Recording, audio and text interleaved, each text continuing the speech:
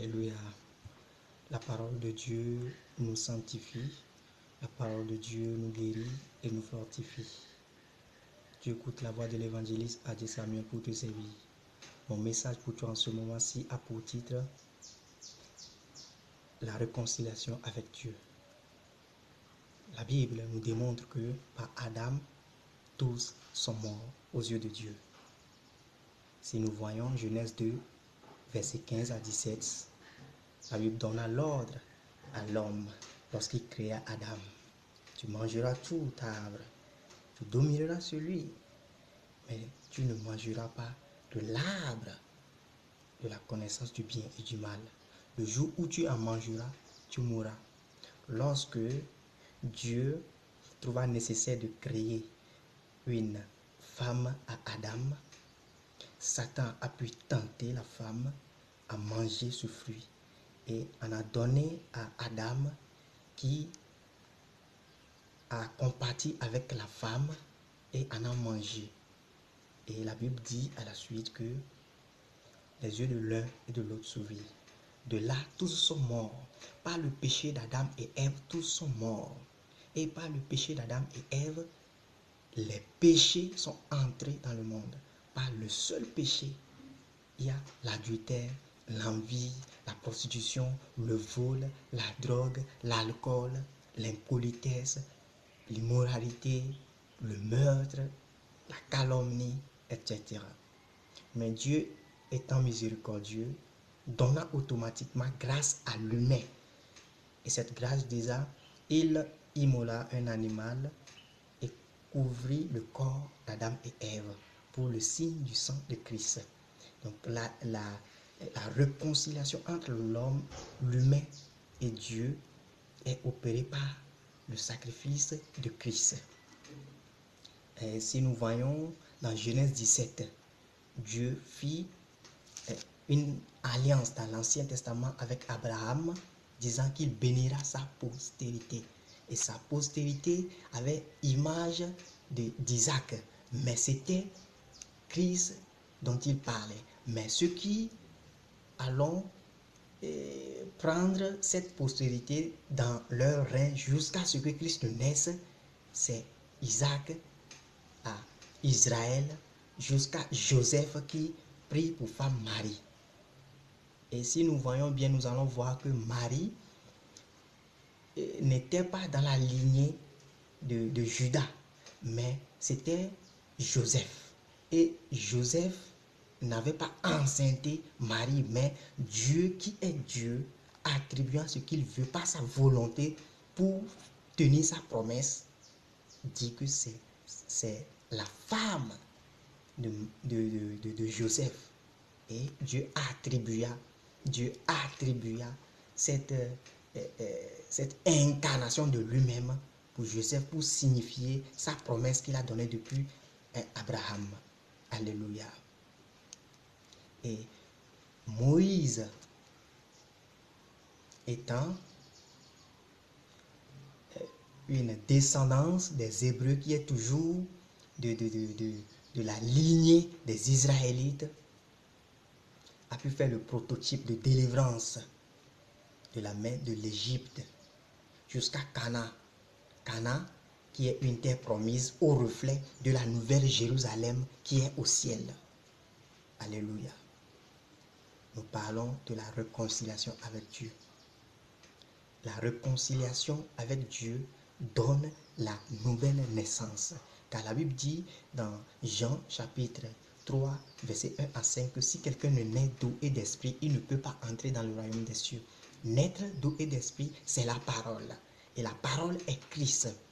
C'est pourquoi si nous voyons dans Éphésiens 1, verset 12 à 13, la Bible dit « Afin que nous servions à la louange de sa gloire, nous qui d'avance avons espéré en Christ, en lui, vous aussi, après avoir entendu la parole de la vérité, l'évangile de votre salut, en lui, vous avez cru et vous avez été scellés du Saint-Esprit qui avait été promis. » Lorsque tu as écouté, parce que la foi vient de ce qu'on entend, tu as écouté l'évangile, et l'évangile, ensemble, depuis Moïse pour l'explication du péché qui est entré dans le monde par Adam et Ève jusqu'aux apôtres.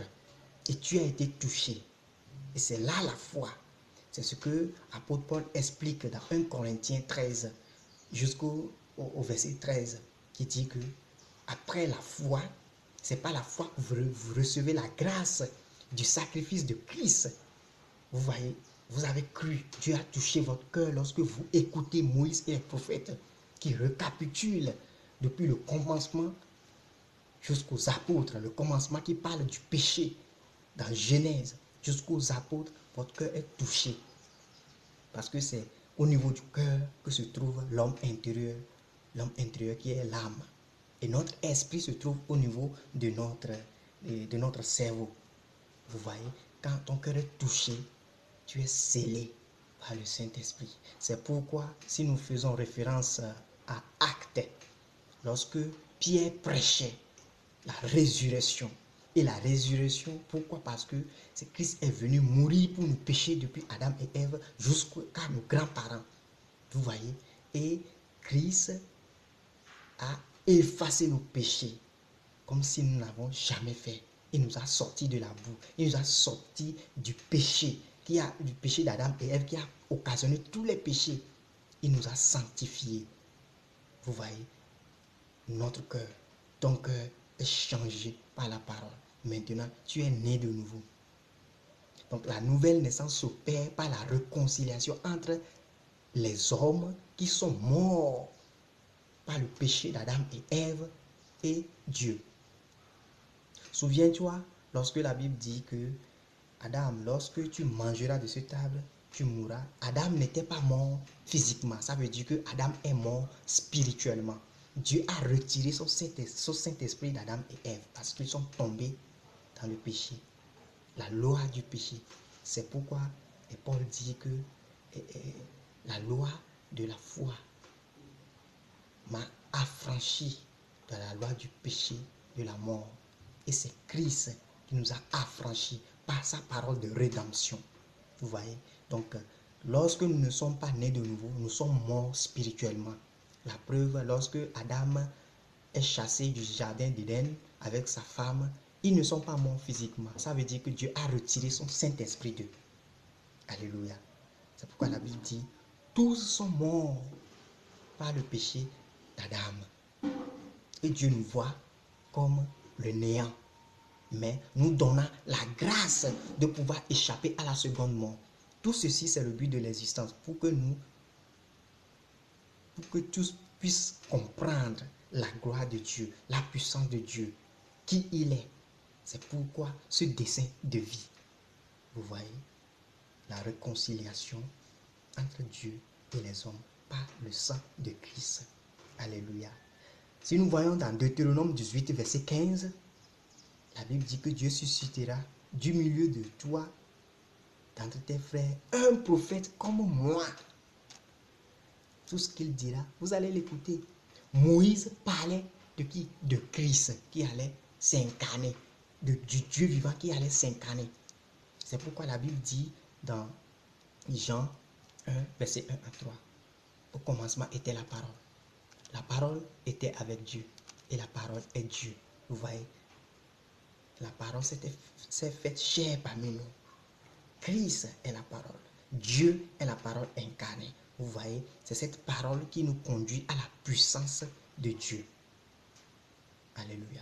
Donc, si tu écoutes l'évangile, tu écoutes le message de réconciliation entre Dieu et les hommes, le message de Moïse et les prophètes, qui est encore le message de réconciliation entre Dieu et les hommes. Christ, par son sang, nous a réconciliés avec Dieu. Christ ne s'est pas levé comme ça pour faire le sacrifice. Ce n'est pas le péché qui est entré dans le monde, le péché d'Adam et Ève qui a occasionné tous les péchés, que Christ est venu mourir et ressusciter pour prouver qu'à la fin, ceux qui auront cru en la résurrection de Christ seront ressuscités. Alléluia. C'est pourquoi, si nous voyons dans 1 Corinthiens 15, verset 22, la Bible dit, et comme tous meurent en Adam, de même aussi tous revivront en Christ. Ça veut dire que nous sommes sortis de la loi de Moïse, que Dieu a prouvé par le désert, par leur marche dans le désert, pour prouver que nous sommes morts et nous ne pouvons rien faire sans lui. Sous la loi de la loi. La loi de la loi, ça veut dire que si tu fais ça, on te fait ça, forcément. Et nul ne peut le faire. Seulement la grâce de Dieu qui a conduit certains. Ça veut dire que la grâce de Dieu existait depuis le jardin d'Éden. Lorsque l'homme est tombé, Dieu tua l'animal en tant que reflet de Christ et couvrit le corps d'Adam et Ève. Lorsqu'ils sont sortis, Abel a fait le sacrifice de l'agneau pour le reflet de Christ. Et Dieu l'a trouvé juste. Noé, Dieu l'a trouvé juste. Par quoi? Par la grâce. Job, Dieu l'a trouvé juste. Par quoi? Par la grâce qu'il a reçue par la foi. Alléluia. Donc, la réconciliation ne peut se faire sans la foi. Nous avons la foi en ce que nous avons entendu. Et Dieu touche nos cœurs et nous donne la grâce par le sang de Christ. Vous voyez? Donc, la réconciliation entre Dieu et les hommes s'opère par le sang de Christ et par l'écoute de l'explication de Moïse et les prophètes qui représentent la réconciliation. Nous sommes touchés, nous sommes changés et nous sommes nés de nouveau.